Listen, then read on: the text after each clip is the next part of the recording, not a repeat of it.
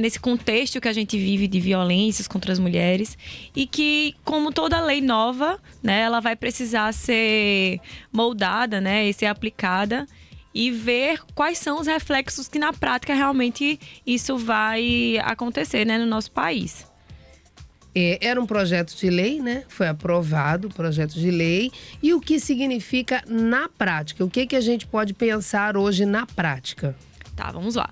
Primeiro, eu quero só deixar claro para os ouvintes, né, que ainda não é uma lei, né? Ainda segue sendo um projeto que está, digamos que estamos no meio do caminho. Aprovou o projeto de lei, ele já vai continuar caminhando em busca de uma aprovação e de virar lei, na verdade, né? Isso, porque é o que acontece. É o caminho de toda lei que existe hoje, ela segue esse caminho. Isso. Existe esse projeto de lei, que foi lá de 2023, e seguiu aí algumas burocracias dentro da Câmara, dentro do Senado, e passou pela CCJ e agora recentemente, né, esse final do mês passado, final de março, foi aprovado pelo Senado por unanimidade. Né? Então, esse projeto ele passa para a Câmara dos Deputados, que vai seguir também o mesmo trâmite, vai analisar o texto, vai propor mudanças e vai para a votação. Em sendo aprovado sem qualquer alteração o projeto de lei, ele vai para a sanção presidencial, né? O presidente vai sancionar a lei para que ela realmente se torne uma lei. Caso haja alguma mudança, esse texto volta para o Senado para poder só depois ir para o presidente. Deixa eu falar aqui com o nosso ouvinte, são 7h40. O que é a misoginia? A misoginia é ódio, desprezo ou aversão às mulheres, tá? Então, assim, tem que ter muito cuidado agora se esse projeto for aprovado, porque vai ter punição. Está se enquadrando lá na lei do racismo, né? Isso. Assim como a lei do racismo. Não, eu digo sempre assim, nada fica escondido que não seja revelado, mas muitas vezes fica impune. Infelizmente, a gente ainda vê isso acontecendo aqui no Brasil. E infelizmente, tá? Eu digo que infelizmente. Mas aí a misoginia, ela vai virar um dos crimes de preconceitos previstos nessa lei do racismo, né? Isso. Hoje, esses atos de misoginia, né, que são considerados atos de misoginia, eles são considerados, enquadrados como crimes de baixa pena, né, como injúria, difamação, que tem penas aí de 2 meses a 1 ano. Então, o que acontece na prática? Na prática, praticamente ninguém é preso por isso. Ninguém é preso por pregar um discurso de ódio contra a mulher na internet, por exemplo.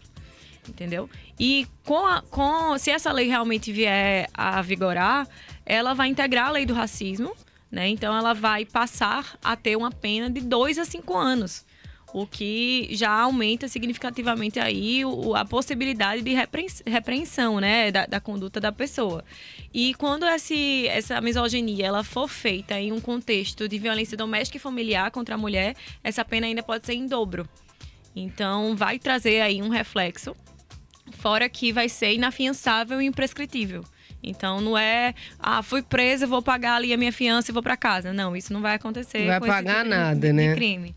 E também não vai prescrever, né? A qualquer momento a justiça pode agir em relação a esse tipo de crime. A gente pode trazer alguns exemplos de misoginia? Vamos lá, por exemplo, é porque a gente precisa entender que misoginia não é, por exemplo, eu confrontar uma mulher, eu discordar de uma mulher, eu discutir questões de gênero. Misoginia é você diminuir o grupo. Então, por exemplo... Mulher não sabe dirigir bem. E aí, por exemplo, eu sou advogada, certo? Então, eu já ouvi muita gente chegar e falar, eu não confio em advogada mulher, porque mulher não tem competência para saber do que fazer. Pronto, então eu vou colocar você ali num lugar que você vai aprender a confiar. Pois é, né? A outra então, ali, tenha calma. Então... Vou te convidar ali para um lugar onde você vai aprender a confiar melhor. Pois é, deixa eu te aprender a confiar, né? Mas, mulher... não pode atingir um patamar ali na empresa, porque mulher não pode liderar, que não tem capacidade de liderar. Desqualificação profissional. Exato, isso é uma misoginia. Agora você confrontar uma mulher, criticar uma mulher, isso não vai ser. Então, muita gente acabou surgindo esse discurso de vai ferir a liberdade de expressão. Mas não tem nenhum país democrático no mundo que permita uma situação dessa. Tem algo que me chama muita atenção e que eu acho muito bacana, que é apropriar-se de suas sugestões no ambiente de trabalho. Isso é bacana também. E vai poder ter punição para isso, caso o PL seja aprovado, né? Exatamente.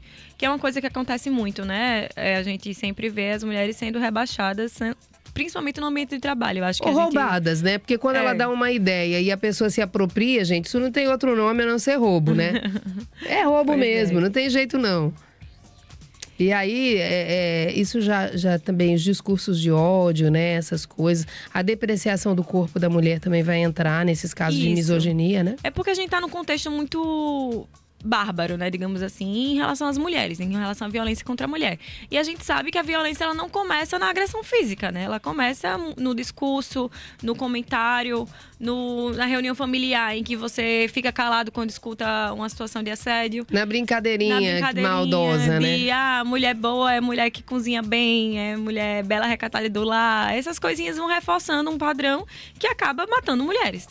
Né? Então, enquanto a gente normalizar esse tipo de conduta, a gente vai abrir espaço para ódios grandes que matam mulheres. Então, esses grupos mesmo de red pills que menosprezam as mulheres, colocam aí a superioridade masculina, desprezam. Então, são essas coisas que vão precisar ser legislado para poder ter alguma modificação, né? Porque eu acho que a gente só vai...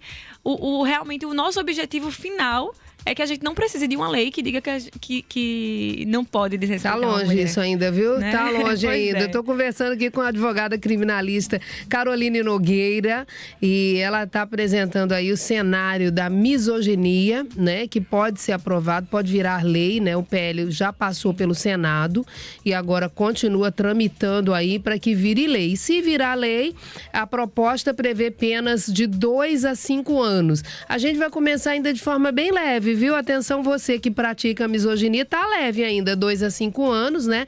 E multa. Mas só que a boa notícia é que não prescreve e é inafiançável. Isso mesmo. Peguei suas palavras, aprendi direitinho, né, Caroline? Muito bem. E isso é muito bom, gente. Ediane, o que é isso? Você tá dizendo que é muito bom? Sim, é muito bom. Porque o respeito é muito bom, não é?